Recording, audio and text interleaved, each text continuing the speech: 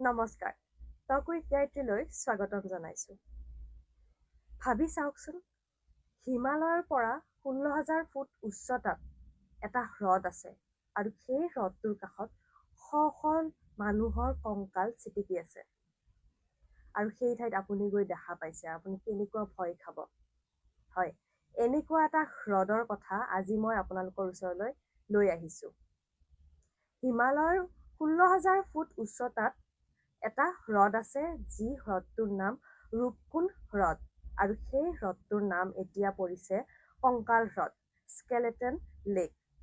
আৰু সেই হ্ৰদটোৰ নাম কংকাল হ্ৰদ কিয় হ'ল, সেই বিষয়ে মই আজি আপোনালোকৰ ওচৰত ক'বলৈ ওলাইছোঁ।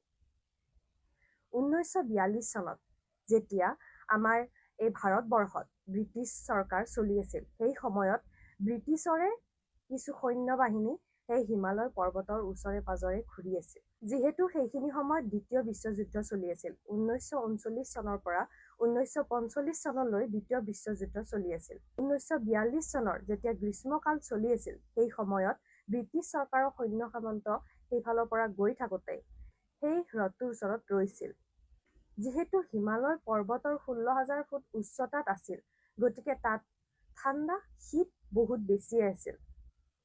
শীতকালত সেই হ্ৰদটো সম্পূৰ্ণ বৰফেৰে আৱৰি থাকে, বগা চাদৰৰ সদৃশ হৈ থাকে। কিন্তু গ্ৰীষ্মকালত সেই হ্ৰদৰ পানী কিছু গলি সেই পানীখিনি নীলা ৰঙৰ হয় আৰু তলত কি থাকে সকলো দেখা পায়। 1942 চনত যেতিয়া ব্ৰিটিছ চৰকাৰৰ সৈন্য সামন্ত এইফালৰ পৰা গৈ আছিল, তেতিয়া সেই হ্ৰদটোৰ ওচৰত ৰওঁতে তাত দেখা পালে কিছু কংকাল। সেই পানীৰ তলত আছিল বহুতো মানুহৰ কংকাল। লগে লগে ব্ৰিটিছ চৰকাৰে গৱেষণা কৰা লোকক তালৈকে মাতিলে আৰু লগে লগে তেওঁলোকে গৱেষণা কৰিলে। গৱেষণা কৰাৰ পিছত তেওঁলোকে গম পালে সেই কংকালবোৰৰ মূৰত কিছু আঘাতৰ চিন আছিল, আৰু সেই আঘাতবোৰ প্ৰকাণ্ড গোল গোল, যেন কিবা শিল মাৰিছিল সেনেকুৱা ধৰণৰ আঘাতৰ চিন আছিল। তেওঁলোকৰ সন্দেহ হ'ল যে সেই মানুহবোৰ একেলগে ইমান মানুহৰ কংকাল তাত থাকিল কিয়। তাত কমেও 100, 200, 300লৈকে কংকাল তাত পৰি আছিল। আৰু সেই কংকালবোৰত বৰ্তমানো যদি আপোনালোকে সেই ঠাইত যায়, তেনেহ'লে সেই কংকালবোৰত এতিয়াও কাপোৰ, জোতা, তৰোৱাল, কাঠৰ বহুতো বস্তু এনেকুৱা লাগি আছে। যিহেতু সেই ঠাইখন খুব ঠাণ্ডা ঠাই, গতিকে তাত সহজে সকলো বস্তু গলি নাযায়। সেইবাবে এতিয়ালৈকে সেই বস্তুবোৰ তেনেকুৱাই হৈ আছে। সেইবাবে তেতিয়া গৱেষণা কৰা লোকসকলে ভাবিছিল যে হয়তো বিশ্বযুদ্ধৰ সময়ত 1939 চনৰে কিছু লোক হয়তো তাত প্ৰাণ আহুতি দিছিলে, যাৰ বাবে সেই কংকালবোৰ তেনেকুৱা হৈ থাকিল। কিন্তু যেতিয়া তেওঁলোকে DNA টেষ্ট কৰিলে, DNA টেষ্ট কৰাৰ পিছত ধৰাত পৰিল যে সেইবোৰ কংকাল আচলতে 600, 700, 800 বছৰ পুৰণি কংকাল। কিন্তু তেওঁলোকৰ মনত প্ৰশ্ন আহিল যে ইমানবোৰ কংকাল একেলগে সেই ঠাইখিনিত আছিল কিয়।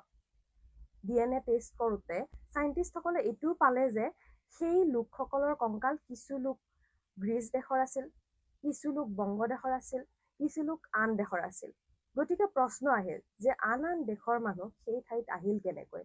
হিমালয়ৰ ইমান ওখ শিখৰত সেই লোকসকলে একেলগে এটা সময়তে কেনেকৈ তাত প্ৰাণ গ'ল।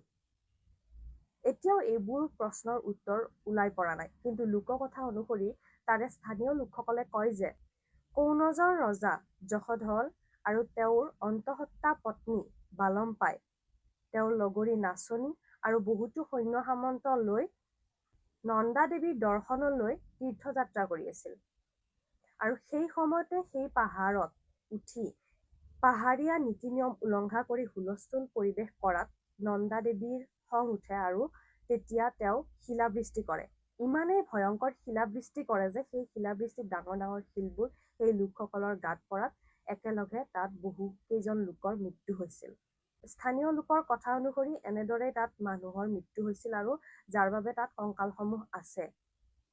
কিন্তু যেতিয়া চাইণ্টিষ্টসকলে ভালকৈ যেতিয়া পৰীক্ষা কৰিলে, সেই পৰীক্ষাত সেই কংকালবোৰ যে বহু পুৰণি তেওঁলোকেও গম পালে। কিন্তু আচলতে সেই কংকালবোৰ কেৱল যে ভাৰতীয় নাগৰিকৰ আছিল সেই নহয়, সেই কংকালবোৰ বহুত বেলেগ বেলেগ ঠাইৰো আছিল।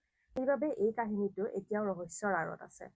আচলতে সেইবোৰ মানুহ একে সময়তে একেলগে তাত মৃত্যু কেনেকৈ হ'ল।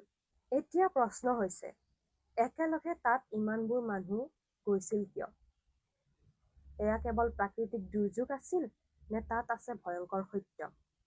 এতিয়াও ৰূপকুণ্ড লেকে নিজৰ বৰফৰ আঁৰত লুকাই থৈছে এটা ডাঙৰ ৰহস্যকৰ কাহিনী, যি কাহিনী এতিয়াও কোনোৱে গম পোৱা নাই।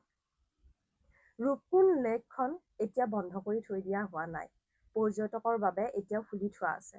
যদি কোনোৱে যাব বিচাৰে তালৈকে ট্ৰেকিং কৰিব যাব পাৰে, কাৰণ তাৰ পৰা খুব সুন্দৰ মনোমোহা পৰিৱেশ চাবলৈ পায়। কিন্তু তালৈকে যোৱাৰ বাবে বহুতো নীতি নিয়ম বান্ধি থোৱা আছে চৰকাৰৰ ফালৰ পৰা। সেই নীতি নিয়ম অনুসৰি যদি কোনোবাই যাবলৈ বিচাৰে সেই ঠাই চাবলৈ যাব পাৰে। এতিয়াও সেই ৰূপকুণ্ড লেকৰ পানীৰ তলত বহুতো কংকাল এতিয়াও তাত আছে। গতিকে কমেণ্টত আপোনালোকে জনাওক, আচলতে এই ৰহস্যকৰ কাহিনীটোৰ সত্য কি হ'ব পাৰে? আপোনালোকে কি ভাবে? প্ৰাকৃতিক দুৰ্যোগ নে আন কিবা ভয়ংকৰ সত্য? এই ভিডিঅ'টো ইমানতে শেষ কৰিলোঁ। পুনৰ এনেধৰণৰ ইণ্টাৰেষ্টিং ভিডিঅ' আপোনালোকৰ মাজলৈ লৈ আহিম। ভিডিঅ'টো কেনেকুৱা পালে কমেণ্টত জনাব, আৰু যদি ভাল লাগিছে তেনেহ'লে চেনেলটো ফ'ল' কৰি দিব আৰু ভিডিঅ'টো শ্বেয়াৰ কৰি দিব। ধন্যবাদ।